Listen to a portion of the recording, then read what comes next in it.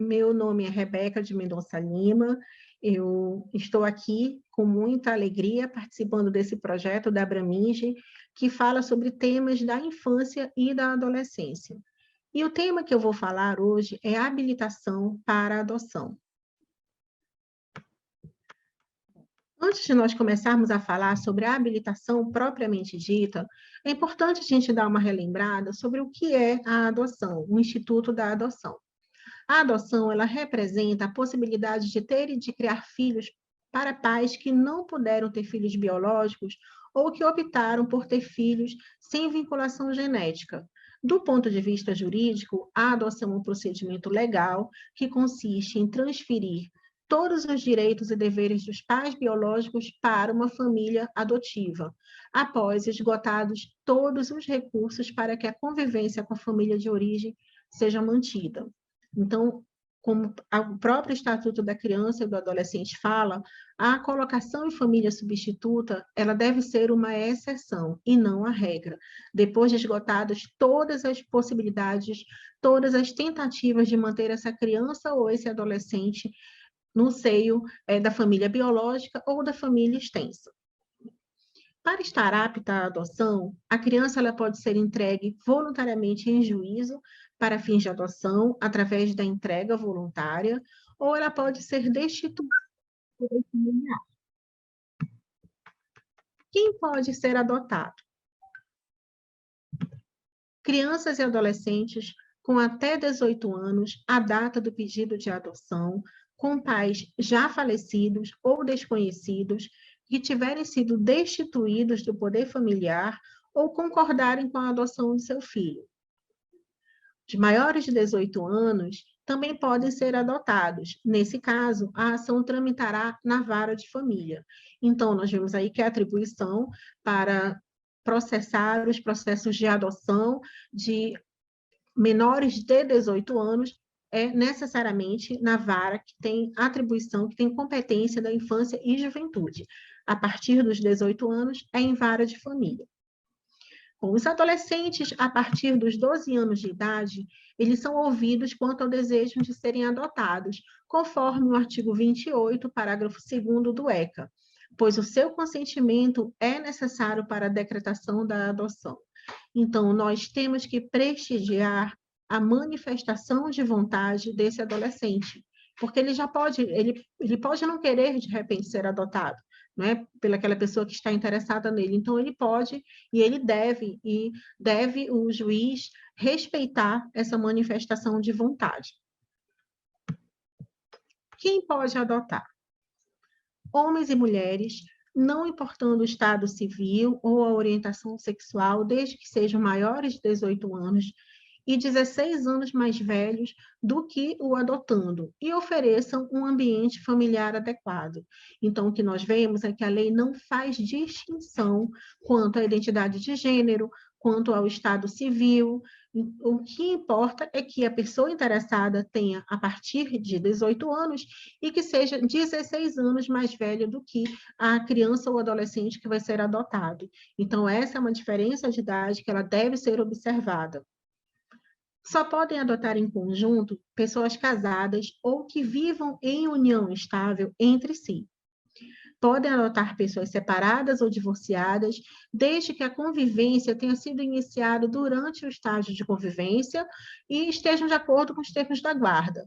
Então, não adianta o casal se habilitar, está em estágio de convivência com essa criança e no decorrer desse processo, tanto de habilitação quanto no decorrer do processo de estágio de convivência, o casal vinha se separar. Então, assim, essa habilitação, ela só vai ser deferida se ficar muito claro, primeiro, que já começou essa habilitação com o casal ainda na constância do casamento, e desde que a guarda seja de comum acordo, né, entre as partes, porque imagina como que vão adotar se eles estão se divorciando e não conseguem chegar a um consenso quanto à guarda de uma criança que ainda não foi sequer adotada, não é? Então, nesses casos, a gente observa também porque não pode, não é? A gente sempre tem que prestigiar o bem-estar da criança.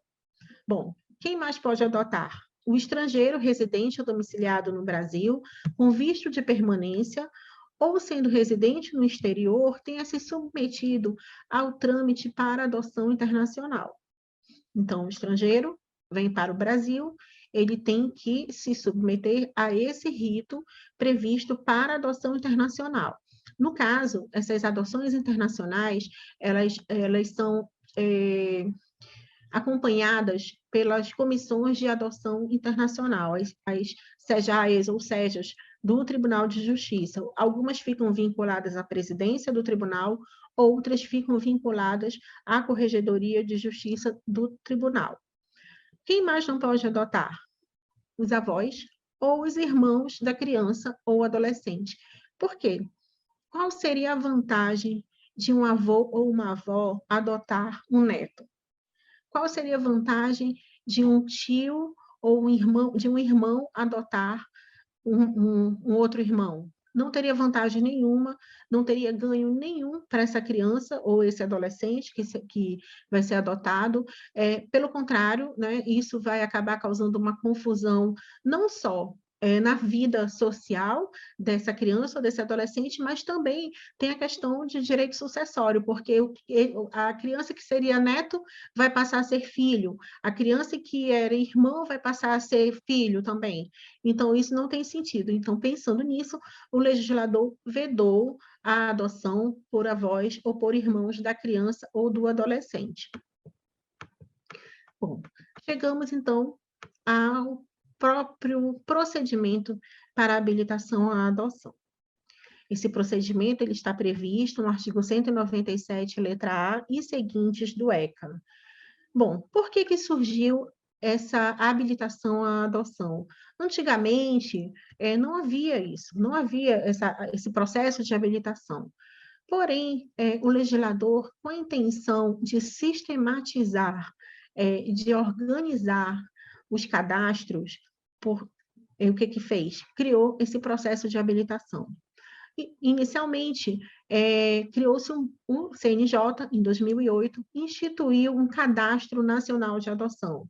Antes, cada comarca, e até hoje nós ainda temos também, tem o seu próprio cadastro local. Mas o CNJ, pensando em criar um banco de dados com as informações de todas as pessoas interessadas em adotar, que estão ali aguardando na fila, criou esse cadastro, pensando em unificar, pensando também em organizar a colocação da criança ou do adolescente nessa modalidade de família substituta, que é a adoção, prestigiar a ordem cronológica da pessoa interessada em adotar, né? Porque antes não tinha respeito a quem chegasse ou oferecesse alguma vantagem diferenciada, acabava escolhendo a criança. Então, com o cadastro, há esse prestígio, a obediência à cronologia, né, da pessoa interessada, que está interessada e que se habilitou.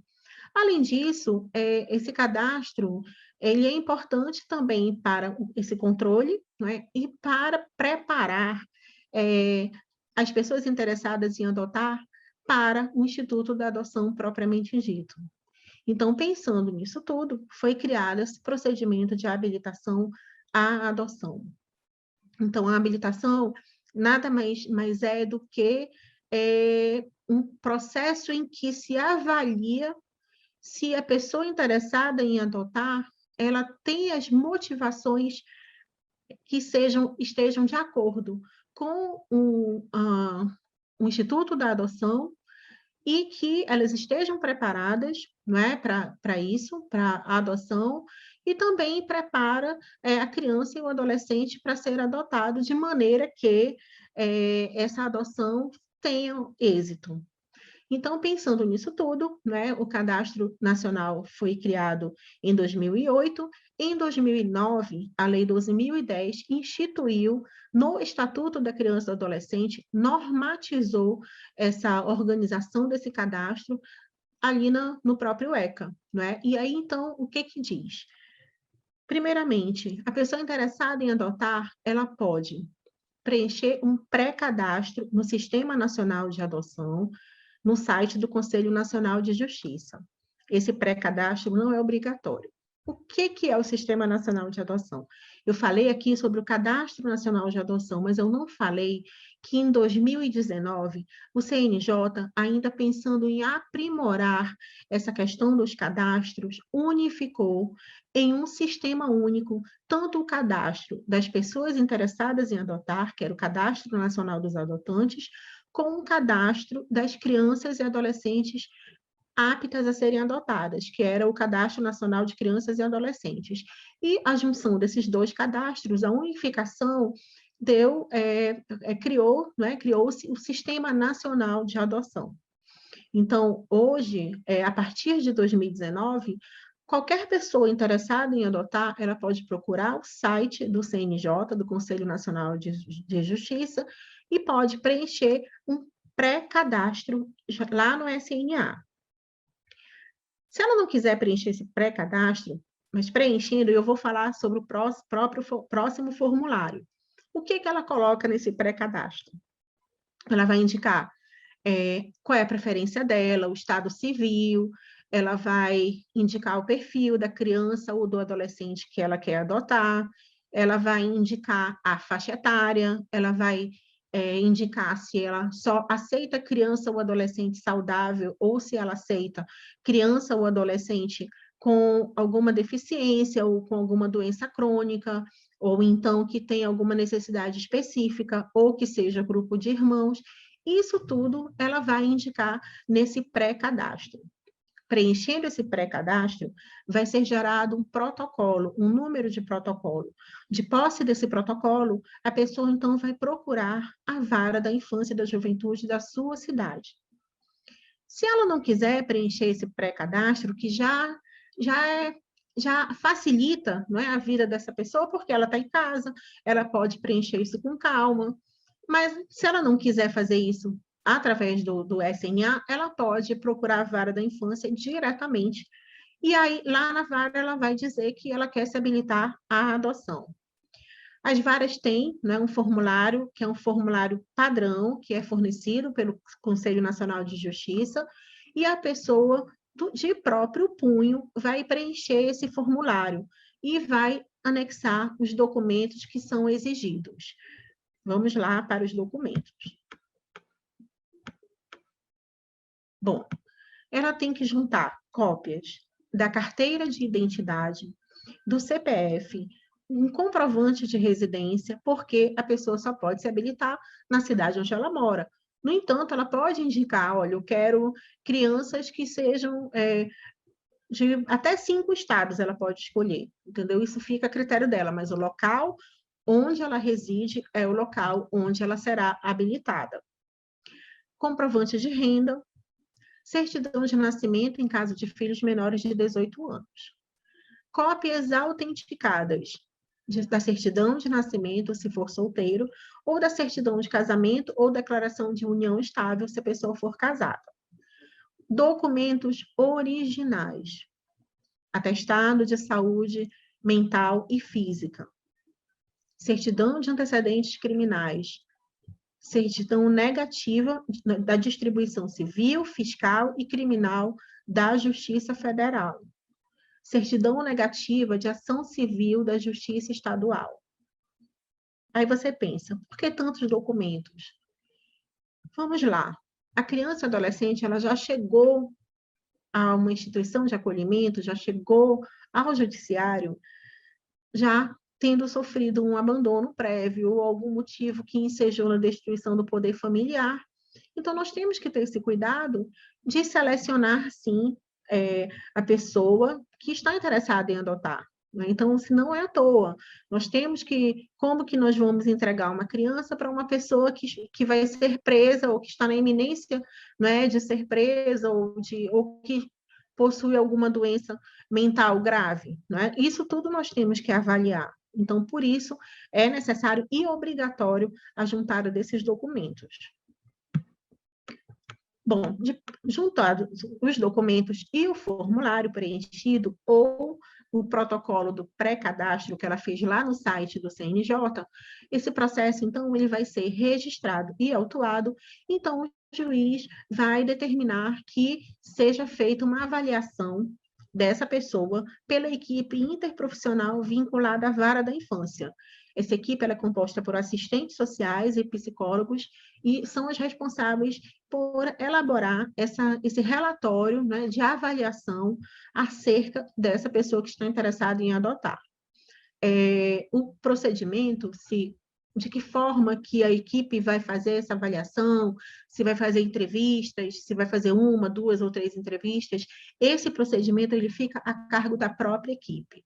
É importante também frisar que, no caso de uma comarca em que não haja uma equipe interprofissional vinculada à vara, o juiz ele pode determinar a nomeação de um perito, de um psicólogo ou um profissional que esteja vinculado ao CRAS, ao CREAS, por exemplo, que seja apto, desde que esteja apto, né? Então tem que ser um psicólogo e um assistente social, porque precisa fazer a visita na residência dessa pessoa para avaliar se realmente ela possui um ambiente familiar adequado. E aí, essa avaliação ela é feita criteriosamente, né, por esses profissionais. E aí você pode perguntar, por que fazer uma avaliação por equipes, por psicólogos e assistentes sociais? É muito simples. Há questões ligadas à adoção que elas fogem do direito, propriamente dito. Então, nós não somos profissionais aptos a avaliar uma criança, se essa criança tem algum trauma, se essa criança tem algum sintoma de alguma síndrome ou algum transtorno. Quem tem que fazer isso é o profissional adequado e capacitado para isso. Por conta disso, essa avaliação pela equipe interprofissional, ela é feita com bastante rigor e ela serve para subsidiar a decisão do juiz para saber se ele vai habilitar ou não essa pessoa. Não só a decisão do juiz, mas também o parecer do Ministério Público, não é? Porque é importante que se diga, esse processo é um processo em que há a intervenção do Ministério Público. Outro detalhe também qual é o objetivo, o que essa avaliação ela nos dá? Ela consegue detectar as motivações da pessoa, se a pessoa quer adotar porque ela tem algum sentimento de compensação, se ela quer substituir um filho falecido, se ela quer adotar porque ela quer fazer caridade, se ela quer adotar porque ela quer salvar o casamento, ou então se ela quer adotar porque ela não conseguiu ter filhos, ela precisa ter filho, é uma ideia, é uma obsessão que ela tem. Então, isso tudo vai ser avaliado, vai ser oferido se há compatibilidade com a medida, não é? Propriamente dita da adoção. E aí, isso tudo vai ser feito, como se fosse uma triagem, de fato. E leva a pessoa a refletir também sobre as suas motivações, leva a pessoa a entender, a correlacionar as suas motivações com as necessidades daquela criança ou daquele adolescente que serão adotados, né? Então, isso tudo tem que ser avaliado, e principalmente para que se saiba se essa pessoa proporcionará um ambiente familiar adequado. Bom, continuando no nosso processo de habilitação, paralelo à avaliação pela equipe interprofissional, a pessoa interessada ela vai participar obrigatoriamente de um curso preparatório de pretendentes à adoção. Essa exigência está prevista no artigo 197, letra C, parágrafo 1º do ECA. Por que essa participação obrigatória em curso preparatório de pretendentes à adoção? Isso foi uma maneira de inserir esse trabalho, que é um trabalho que é feito em parceria dos grupos de apoio à adoção com as varas da infância. Por quê? Porque nós precisamos desse braço, nós precisamos trabalhar com essa rede de apoio, porque esses grupos já desenvolvem um trabalho há anos, já vinham desenvolvendo, então foi uma maneira também de serem prestigiados, não é? Com a sua inclusão da obrigatoriedade de frequência a esses cursos. E a frequência aos cursos ela é muito importante, porque É nesses cursos em que as pessoas interessadas serão orientadas sobre as suas motivações, serão orientadas de que forma que elas devem proceder com uma criança, uma adolescente que ela está adotando, orienta juridicamente sobre o Instituto da Adoção, tira todas as dúvidas, conta-se experiências de pessoas que já adotaram, fala-se também da importância de se revelar sobre a adoção. Por quê? Porque parte do pressuposto que essa convivência familiar ela tem que ser baseada na verdade. Então, as pessoas interessadas lá nesses cursos, elas são orientadas de que forma que elas devem revelar isso à criança ou adolescente. Então, assim, é um trabalho que é minucioso e também não é um trabalho, não é um único dia. Essa participação, esse curso tem várias etapas. Então, tem desde a preparação, das motivações, das reflexões, as orientações. Isso tudo é necessário e a pessoa passa a frequentar. Por quê? É para que a pessoa cada vez mais se sinta segura de que é aquilo que ela quer e também para que nós possamos nos sentir seguros de que essa pessoa realmente ela está apta a adotar uma criança ou adolescente. Pois bem, fim dessa participação no curso, essa pessoa vai receber um certificado e vai ser anexado aos autos. Então, o juiz vai determinar que seja aberto vista dos autos ao Ministério Público, que de posse, não é, de todos os documentos, da certeza de que a pessoa frequentou o curso de preparação à adoção, ele vai também avaliar o relatório da equipe interprofissional. Então, como a gente vê, esse relatório ele é essencial. E aí também é uma forma de prestigiar esses profissionais dentro do seu mistério, não é? Porque nós não temos, a gente analisa o processo, mas essa parte psíquica e emocional cabe principalmente, não cabe a nós, mas sim aos profissionais. E aí a sentença ela pode ser procedente ou ela pode ser improcedente. Por quê?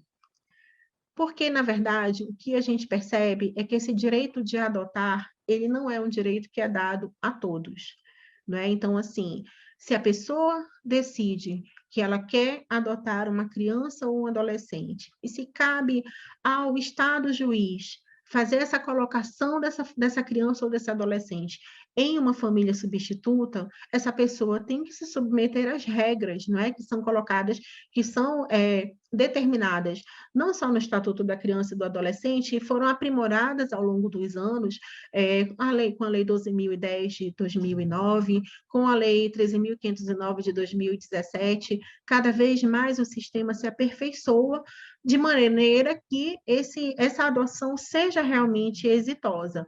Então, se a pessoa não se submete às regras e não conseguiu, não teve uma avaliação positiva pela equipe interprofissional, o juiz vai analisar isso tudo e vai julgar esse pedido improcedente. Cabe recurso, é claro, né, como todas as decisões, e é importante que a gente diga também, mas ele não juntou um atestado de sanidade física e mental lá no início?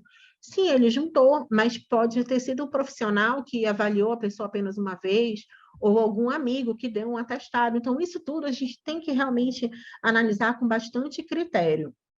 Então, assim, essa sentença pode ser improcedente fundamentada em vários motivos, em várias causas. Causas psicológicas, a pessoa está insegura, a pessoa tem filhos e os filhos não aceitam, o companheiro não quer, ou a pessoa quer fazer caridade, como eu falei anteriormente, ou a pessoa quer substituir um filho, ou a pessoa acha que é uma missão espiritual. Isso tudo nós vemos no nosso dia a dia nesses processos de habilitação.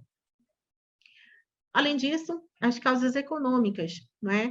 Assim, então a pessoa para adotar, ela precisa ter condições financeiras? Não necessariamente. Mas nós temos que considerar uma família, uma pessoa que vive em extrema pobreza ou que tenha uma prole numerosa, de que forma essa pessoa vai proporcionar a uma criança e a um adolescente um conforto, uma segurança, não só em termos de ambiente familiar, mas também será que ela vai conseguir se alimentar? Será que ela vai conseguir sustentar essa criança, vestir essa criança? Então, isso tudo nós temos que considerar sim. E, além, claro, né, de fatores médicos, a pessoa pode ter uma doença física grave, uma doença mental grave, e a gente tem que analisar, né? E a idade dos pretendentes também é uma situação que conta, um motivo que conta, porque, por exemplo, como pode uma pessoa de 69, de 70 anos, de 65 anos querer adotar uma criança de 3 anos de idade, né? Então, é uma questão de bom senso, e veja bem que não é uma questão de termos preconceito, não. É uma questão de termos cuidado, porque a própria natureza do homem, ela coloca limites, não é? E esses limites, eles vão aumentando com o passar do tempo e com a idade. Então, naturalmente, uma pessoa mais velha não vai conseguir acompanhar o ritmo de uma criança pequena. Então, nesses casos, a gente avalia, né, se realmente essa pessoa deve, e aí analisa, né, o conjunto de motivações, analisa se ela propicia um ambiente familiar, analisa se ela está preparada de fato para a adoção. E aí, infelizmente, pode ser que seja improcedente. Mas, como eu falei, cabe recurso. Bom, após a sentença de procedência, a pessoa interessada recebe, então, um laudo de habilitação. Esse laudo é como se fosse um atestado, está aqui. Eu estou pronto para entrar na fila. E, de fato, esse laudo, ele vai ser, a pessoa com esse laudo, ela vai ser inscrita no Sistema Nacional de Adoção. E aí, a partir daí, ela entra oficialmente, formalmente na fila. E ela começa a longa espera, né, que vai de acordo com o tempo em que o perfil da criança ou do adolescente que ela indicou, ela vai ficar esperando, e assim, é uma espera que eu costumo dizer, não é uma gestação biológica, ela dura 9 meses. Então, a pessoa é natural que demore pelo menos 9 meses que ela saiba esperar, né? E assim, e é importante também, é um pouco burocrático? Nem tanto, porque nós precisamos nos assegurar de que realmente essa pessoa está preparada para adotar. E nós precisamos mais ainda nos certificar de que essa criança e esse adolescente vão realmente poder ser inseridos num núcleo familiar que proporcione que cresçam, tenham um desenvolvimento saudável e integral, para que se tornem realmente crianças ou adolescentes de bem e felizes, que é o que a gente quer, né? Que tenham uma família feliz. E aí, essas pessoas interessadas, elas são encaminhadas para visitar os abrigos, isso elas podem fazer durante esse processo de habilitação, elas podem fazer também, porque é importante conhecer os abrigos. E outra coisa que também é necessário é que essas pessoas, na medida do possível, participem de programas que incluam a preparação psicológica, o estímulo à adoção interracial, adoção de crianças maiores ou adolescentes com necessidades específicas de saúde ou com deficiências e grupos de irmãos. Por quê? Porque é importante a gente falar que, ao longo desse processo de habilitação, a pessoa pode mudar o perfil, né? Então, assim, ela pode colocar lá e pode mudar ao longo do processo. Eu mudei de ideia, eu quero um grupo de irmãos. E é importante também porque hoje nós temos cerca de 40 mil pessoas, 34 mil pessoas inscritas no SNA e cerca de 5 mil crianças inseridas também no SNA, crianças esperando uma família. No entanto, nós temos apenas 5% de pessoas que indicam que aceitam adotar crianças com alguma deficiência, por exemplo, mas nós temos 20% das crianças esperando que têm deficiência. Da mesma forma, nós temos 40% de crianças que são grupos de irmãos. Então, por isso, esse número nunca fecha. Bom, o processo ele deve ser finalizado em 120 dias, prorrogável por igual período, por decisão fundamentada. Qual foi a vantagem do Sistema Nacional de Adoção? Unificou os cadastros, né, das pessoas aptas a adotar e o cadastro das crianças e adolescentes aptas a serem adotadas, trouxe novas funcionalidades, maior autonomia dos pretendentes, por exemplo, eles podem ter acesso, eles podem atualizar as suas informações, podem visualizar o cadastro. Essa habilitação ela é válida por 3 anos, expirado o prazo, ela será suspensa por 30 dias, devendo o pretendente buscar a renovação. Decorridos 30 dias sem a renovação, a habilitação será arquivada e inativada. O pretendente fica responsável pela atualização dos dados, e se a desatualização dos dados impossibilitar a comunicação com o pretendente, então a gente entende que é uma recusa injustificada. Após 3 recusas injustificadas pelo habilitado à adoção de crianças ou adolescentes indicados dentro do perfil escolhido, haverá reavaliação da habilitação concedida. Ela indicou o perfil e ela, por 3 vezes, ela rejeita, ela recusa injustificadamente, ela precisa ser reavaliada, né? Então, outra coisa, a desistência do pretendente em relação à guarda para fins de adoção ou a devolução da criança ou do adolescente depois do trânsito em julgado da sentença da adoção importará na sua exclusão dos cadastros de adoção e na vedação de renovação da habilitação, salvo decisão judicial fundamentada sem prejuízo das demais sanções previstas. Isso o legislador colocou para inibir as pessoas, né, quanto à desistência e também fazer com que elas pensem bem antes de se cadastrarem. Temos exceções aos não habilitados, que é no caso de adoção unilateral, quando para manutenção do vínculo de filiação com apenas um dos pais biológicos, por exemplo, a mãe casou novamente, o filho quer ser adotado pelo companheiro da mãe, por um parente, né, que é um membro da família extensa com vínculo, a exceção são os avós e irmãos, e quando for tutela ou guarda, quem já detém a guarda legal de crianças maiores de 3 anos, desde que não constatada a má-fé. É isso. Então, eu espero que você tenha entendido bastante sobre a habilitação à adoção, entenda a importância de se habilitar, a importância dessa preparação, e o que nós vemos que, na verdade, a grande vantagem do cadastro do Sistema Nacional de Adoção é que, além de ser democrático, porque é aberto a todos, ele proporciona uma preparação para o Instituto da Adoção e prepara também as crianças e adolescentes para serem adotadas. Muito obrigada.